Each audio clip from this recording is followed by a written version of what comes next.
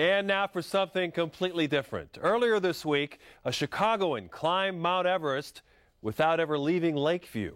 Jason Sissel walked into the runner's store Universal Soul, and he didn't leave until he had climbed the equivalent of Mount Everest with a 60-pound pack on his back. So, more than 12 hours later, Josh Mora jumped on for part of the climb, just to try to find out why.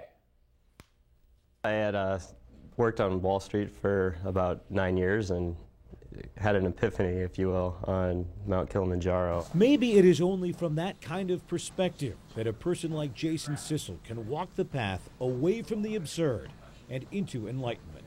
I had actually received an email from work. I had my BlackBerry with me, and it was an email about not getting reimbursed for part of the parking fee at an airport. And I was like, are you kidding me? This is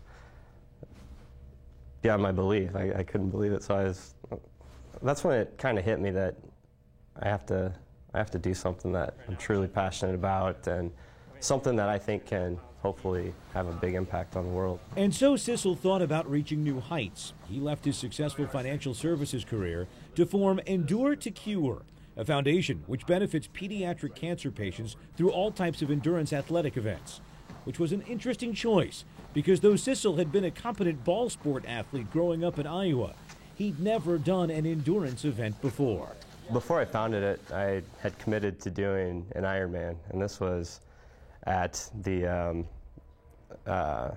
great persuasion of one of my best friends. And then, it all just kind of came together with the Kilimanjaro experience that, hey, maybe I can package all this stuff that I want to do into this massive campaign as a way to inspire the kids, as a way to inspire people. The Endure to Cure campaign itself has many facets, but Sissel is mostly about climbing. And so for his personal endurance project, he chose to conquer the 7 summits, the 7 highest points on every continent of the world. I loved the mountains, and I thought the 7 summits could be something unique that really fits in with our redefine your own limitations philosophy. And how they redefined them. Roughly 200 people have ever completed the 7 Summit Challenge. Jason plans to take a little more than 2 years to complete it, starting with his second go at Africa's Kilimanjaro and a run at South America's Aconcagua just 5 days apart later this month. It was why he spent a recent day at the Lakeview athletic store Universal Soul, training with the virtual climb of Mount Everest, the world's highest point. I just did a simple calculation. I'm like, if I worked really hard at a steep angle for 12 hours, I could probably crank out Mount Everest in vertical feet. So we put 30,000 as a nice round number. Everest is just over 29. So, if we can do that, great. And we can get people out. We can get them familiar with the cause and let them have a good time at Universal Soul. Well, Jason is kind enough to let me climb Everest with him, and I suppose that other than the extreme altitude or the lack of Sherpas, it's just like that.